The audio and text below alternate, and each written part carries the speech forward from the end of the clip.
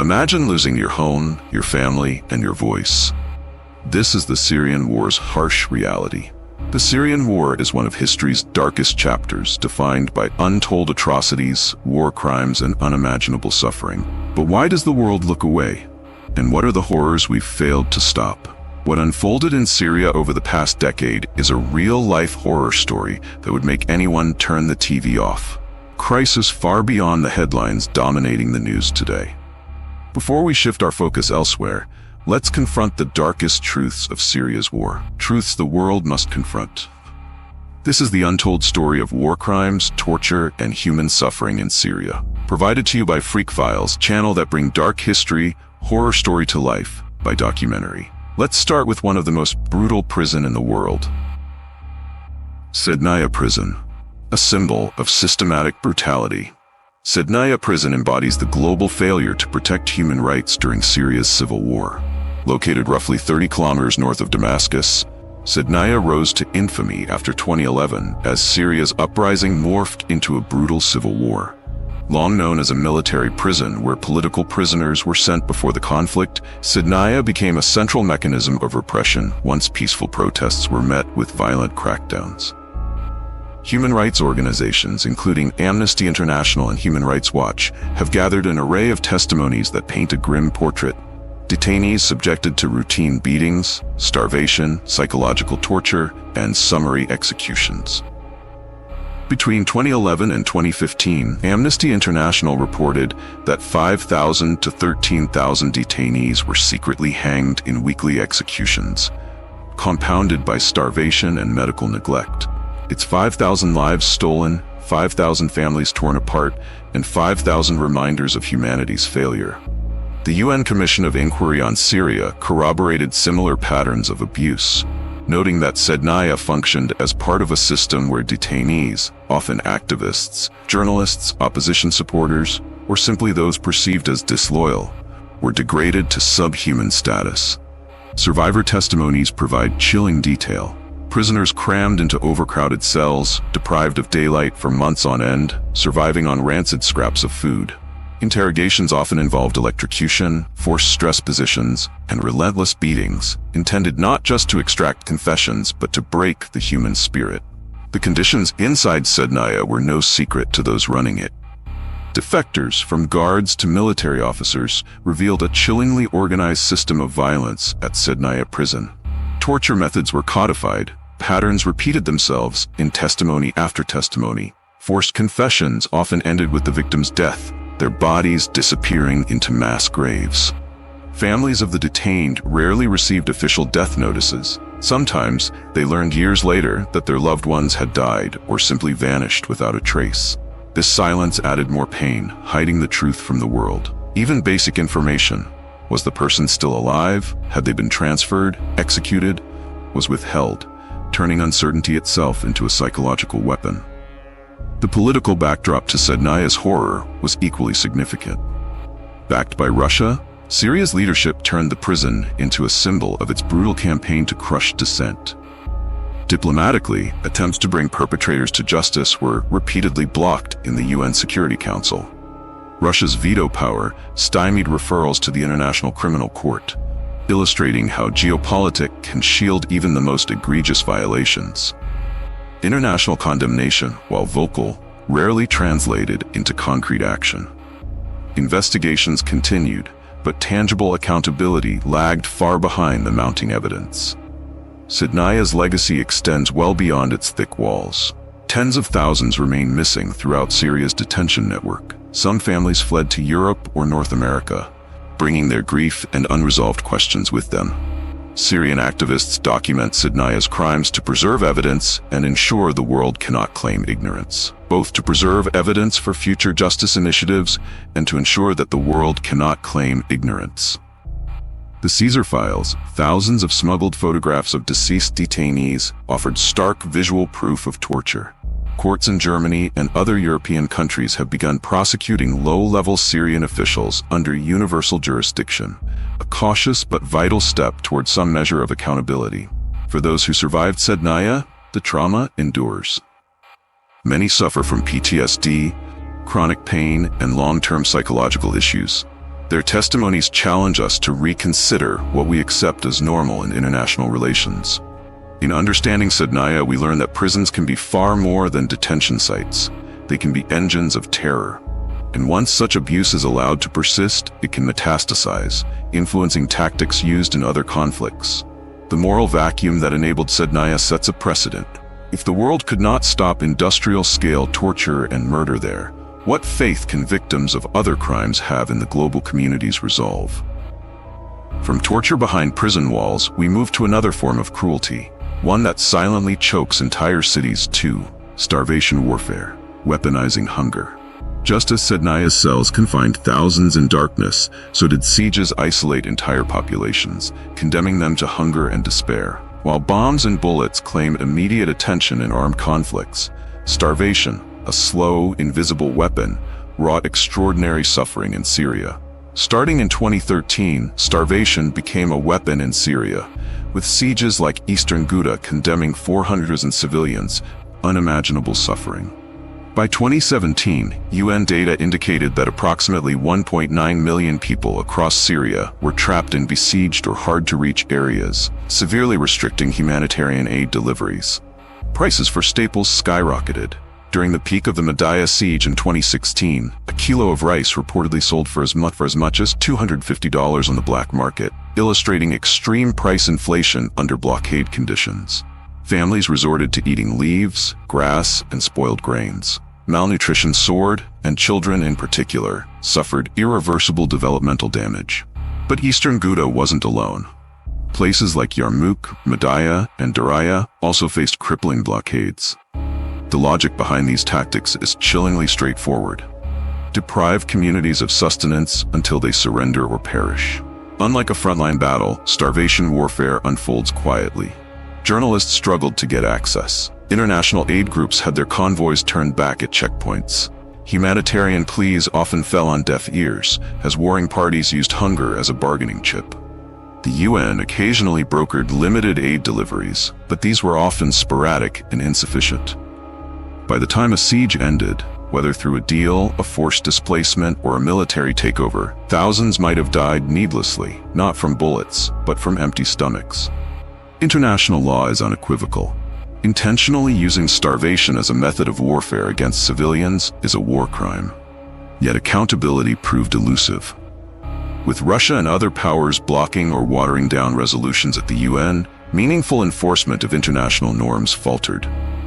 Siege Watch, an initiative by PAX and the Syria Institute, meticulously documented the extent of sieges, the number of people affected, and the humanitarian conditions on the ground. They provided interactive maps, eyewitness accounts, and monthly updates to ensure the world could not claim ignorance. The aftermath of starvation warfare is not just about death tolls. Survivors carry scars that go beyond the physical. Chronic malnutrition can impair cognitive function in children, affecting their future learning and earning capacity. Parents who watch their children waste away experience profound guilt and trauma. Entire communities emerge psychologically shattered, mistrustful of any promises from the international community. Diplomatic condemnations, while frequent, rarely translated into urgent action. This inaction frayed confidence in global humanitarian principles and contributed to a cynical view. If these blatant war crimes could go largely unpunished, what hope was there for preventing future atrocities? As global attention pivots between conflicts, Syria, Ukraine, Yemen, there are haunting parallels. The logistical blockade of resources, whether food or fuel, can force populations into submission without a single bomb dropping. Syria's experience offers a grim case study, one that policy analysts, humanitarians, and diplomats frequently cite when urging swifter international responses elsewhere. From a geopolitical perspective, Russia's military involvement in Syria after 2015 added complexity. Russian air support helped the Syrian government recapture besieged territories, but this often came after prolonged starvation campaigns. Observers argue that, by failing to denounce or halt these tactics, international actors indirectly normalized them. Meanwhile, media coverage tended to spike during certain high-profile incidents. Images of skeletal children occasionally graced global news, but soon attention drifted, overshadowed by breaking stories elsewhere.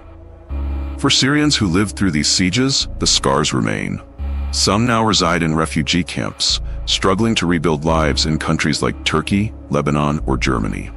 Others are internally displaced, living in areas that, while no longer under siege, still lack consistent access to healthcare, education, or employment.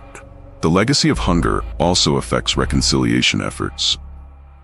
How do you rebuild trust in a government or armed group that starved your community into submission? Starvation warfare in Syria thus stands as a stark reminder that atrocities come in many forms. They need not be loud or spectacular to devastate. As we turn our gaze to another morally catastrophic practice, the use of chemical weapons, we should recognize that, as with Sednaya prison and starvation sieges, the world's reaction will define future lines that cannot be crossed. Or, if we fail again, lines that no longer hold any meaning. 3. Chemical weapons in Syria, breaking global taboos. In modern warfare, certain weapons are universally abhorred. Chemical agents fall squarely in this category, prohibited by treaties like the Chemical Weapons Convention and associated with unspeakable horrors dating back to World War I. Yet in Syria, these red lines were crossed multiple times. One of the most infamous incidents occurred in August 2013, when rockets loaded with sarin gas struck the Ghouta region, killing hundreds. Medical NGOs treating victims noted that over 3,600 people exhibited neurotoxic symptoms following that single attack. Scenes of lifeless children and adults convulsing, struggling for breath, circulated globally, provoking outrage and calls for immediate action. Despite these calls, firm accountability proved elusive.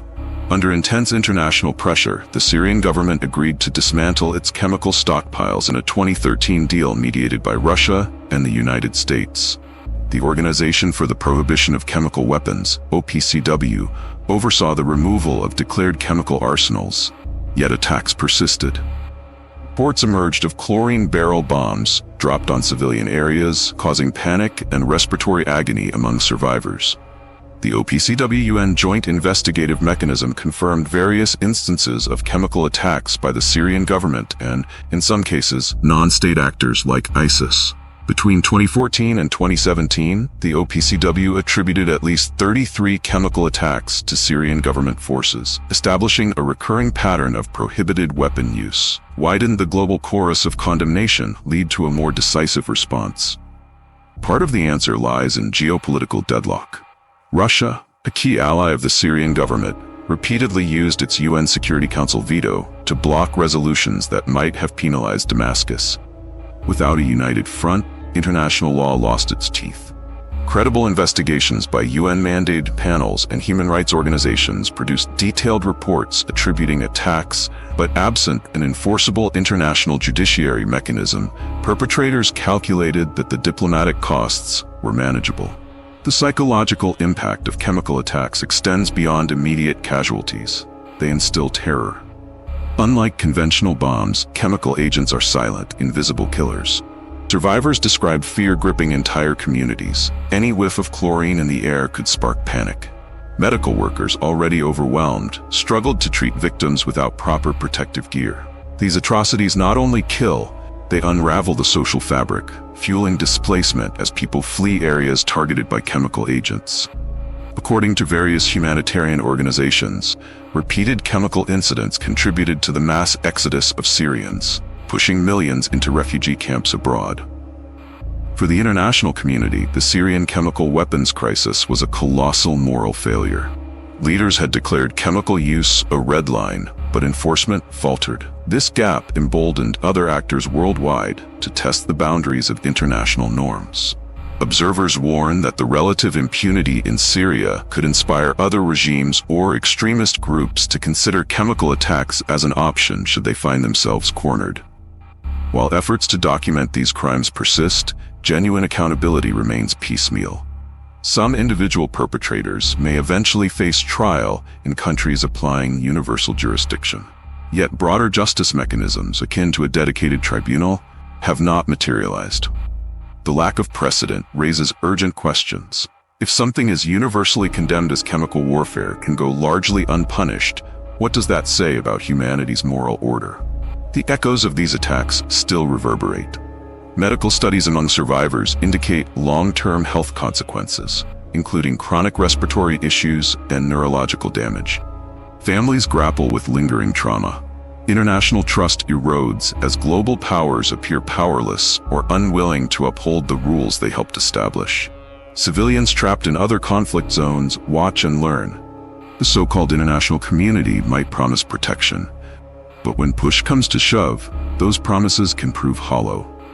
As we proceed, we'll examine yet another dimension of Syria's tragedy that left tens of thousands in limbo and their families in a perpetual state of dread. If the use of chemical weapons showed us how even the brightest red lines can fade, these reveal how cruelty can persist in silence, far from the lens of any camera or the ear of any reporter. 4. Enforced disappearances, a nation of the missing. Few atrocities are as psychologically corrosive as enforced disappearances. Unlike visible crimes, bombed hospitals, or chemical attacks, disappearances operate in the shadows. By 2020, the Syrian Network for Human Rights documented at least 99,479 individuals forcibly disappeared, underscoring the staggering scale of this crisis. Some were journalists, activists, or suspected dissidents. Others were ordinary citizens caught at the wrong place or targeted by association. Their fate, unknown. Every forced disappearance in Syria is a weapon of silence, used to dismantle families and communities piece by piece. A husband leaves for work and never returns. A teenager is taken at a checkpoint. Parents spend years searching prisons, bribing officials, posting on social media, and contacting NGOs in the desperate hope of news. Without official confirmation of death, they cannot mourn. Without proof of life, they cannot hope. This suspended agony is itself a form of psychological warfare. It fractures communities, breaks social trust, and drains family resources as they chase rumors and pay middlemen for false leads. The UN Working Group on Enforced or Involuntary Disappearances repeatedly requested information from the Syrian government and other actors, usually receiving silence. Credible eyewitness accounts described clandestine prisons scattered across the country. Some detainees might have ended up in places like Sednaya. Others were shipped to unknown facilities, possibly tortured or killed. Politically, enforced disappearances serve multiple purposes. They send a warning, step out of line, and you too could vanish. They also erase evidence of other crimes. A disappeared person can't testify about torture, starvation tactics, or chemical attacks. From the regime's perspective, the veil of silence protects perpetrators from scrutiny. From the viewpoint of opposition groups who also disappeared captives, it's a brutal tactic to sow fear and maintain control. International responses have been tepid. Although the issue of Syria's disappeared surfaces in UN reports and human rights resolutions, concrete enforcement mechanisms are lacking. Russia's veto power in the Security Council once again prevents any unified international legal action. The societal cost is enormous. How can a society move forward without knowing the fate of thousands? Disappearances devastate family structures and weaken any future attempts at reconciliation. Syrians in exile form advocacy groups, hoping to keep this issue alive on the international agenda. They gather testimonies, preserve documents, and push for the creation of an international mechanism to locate the missing. Amid ongoing conflicts elsewhere, Ukraine's war, for instance, observers highlight the Syrian precedent. Tens of thousands can vanish with impunity. What's to stop this from becoming a common tool of repression worldwide? The potential normalization of enforced disappearance threatens the post-World War II human rights framework, which was built on the notion that certain crimes should never be tolerated. For victims' families, time drags on. In a 2019 survey of 300 Syrian refugee families in Lebanon, over 45% reported having at least one close relative forcibly disappeared, reflecting the widespread human toll. Every passing day without word is another wound. Mental health experts note that ambiguous loss, where a loved one's fate is uncertain, can be even more traumatic than confirmed death. Closure is impossible. Grief is suspended, turning into chronic torment. This emotional toll can span generations, affecting children who grow up without grandparents or siblings, whose entire worldview is shaped by fear and unanswered questions. As we leave the silent realm of enforced disappearances, we turn to another form of horror story. If vanishings expose the fragility of human rights in darkness, the deliberate destruction of medical facilities shatters the illusion of sanctuary, turning places of healing into theaters of war where no boundary is sacred and no life is spared. 5. Targeting healthcare, when healers become targets. Warfare is inherently destructive, but throughout history, a handful of principles have aimed to preserve a modicum of humanity amid chaos. One such principle is the protection of medical personnel and facilities.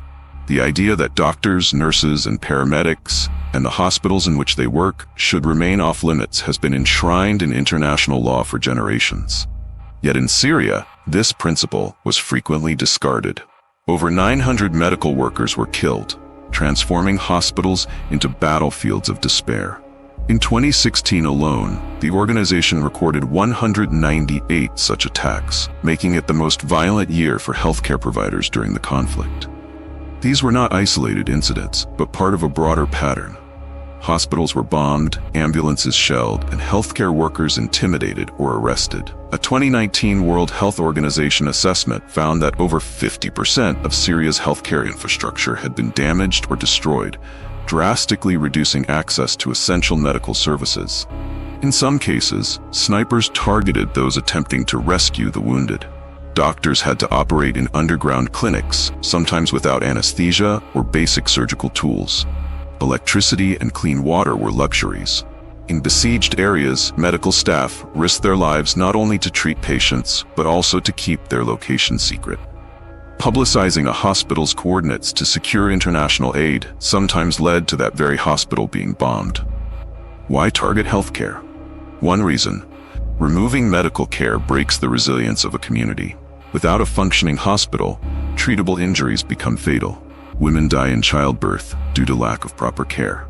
Survivors of conventional or chemical attacks cannot recover, draining morale and pushing civilians to flee. The annihilation of healthcare thus becomes a strategic goal, forcing surrender without necessarily firing on combatants alone. The collapse of medical neutrality also spreads terror. If even a hospital is not safe, where can anyone find refuge? By eroding trust in healthcare, these attacks paralyze communities and prolong suffering. International law clearly classifies intentional attacks on medical facilities as war crimes. Yet, concrete steps to end them or hold perpetrators accountable remained minimal. Some reports implicated Syrian government forces and their allies, including Russia, in strikes on healthcare facilities. Russia consistently denied deliberate targeting, but independent investigations by groups like Air Wars and the Syrian Archive raised serious doubts, citing coordinates, time logs, and munitions analysis. The legacy of these attacks will haunt Syria for decades. Entire generations of medical professionals have fled, leading to a brain drain that hampers any post-war recovery. By 2020, an estimated 70% of Syria's medical professionals had fled the country, according to diaspora data, compounding the severe shortage of qualified healthcare providers. Patients with chronic illnesses lacked proper treatment for years, exacerbating long-term health crises. Psychological trauma extends to both patients and doctors. Witnessing the bombing of a hospital or the execution of a colleague leaves deep scars that do not fade with a peace treaty. From a global perspective, Syria's pattern of attacking healthcare sets a dangerous precedent. If these acts go largely unpunished, other regimes or factions might follow suit. Conflicts in other parts of the world could mimic such tactics, eroding one of the last vestiges of decency in war. The crumbling of healthcare protections in Syria underlines how fragile our humanitarian standards are when confronted with indifference and geopolitical stalemates. As the war in Syria ebbed in certain areas, the damage remained. Rebuilding hospitals, retraining medical staff, and restoring trust will be daunting. International donors face the challenge of not just reconstructing buildings, but also addressing the psychological harm done to communities too frightened to seek medical help. Many Syrian doctors who now reside abroad are uncertain if they'll ever return. The intangible cost, a loss of professional talent and institutional knowledge, further undermines Syria's potential to recover. It can shape how we respond to current and future conflicts, whether they unfold in the Middle East, Eastern Europe, or anywhere else. reminding us that turning away from suffering only paves the way for more atrocities. Each atrocity forms part of a chilling pattern, a system where cruelty thrives in silence. In each case, the world's response was fragmented, often stymied by political interests. Now, as we step back for a final reflection, we must ask what these lessons mean for the future of international law, global governance, and our shared humanity. Our goal is not to sensationalize, but to understand, to piece together credible data, survivor testimonies, and investigative reports. The Syrian conflict's darkest chapters defy simple explanations and easy fixes. Sednaya prison revealed how institutions can become engines of terror. Starvation warfare showed how hunger itself can be weaponized. Chemical attacks demonstrated that even universal taboos can be breached with impunity. Enforced disappearances and assaults on healthcare workers prove that silence and cruelty can invade every aspect of civil life. What links these atrocities is not just Syria's tragedy, but the world's uncertain and often inadequate response. Diplomatic deadlock, shaped by the vested interests of powerful players like Russia, weakened the effectiveness of international law. The absence of robust accountability mechanisms allowed crimes to continue, tarnishing the credibility of global governance. Syria's tragedy warns us all: when global powers stall, atrocities spread. This isn't just Syria's story, it's a global lesson on the cost of inaction and indifference. If Syria's untold horrors moved you, share this video to raise awareness. Subscribe for more dark history documentaries that reveal the stories the world must never forget. This is Freak Files, channel that bring dark history, horror story to life by documentary. Together, we can turn knowledge into action.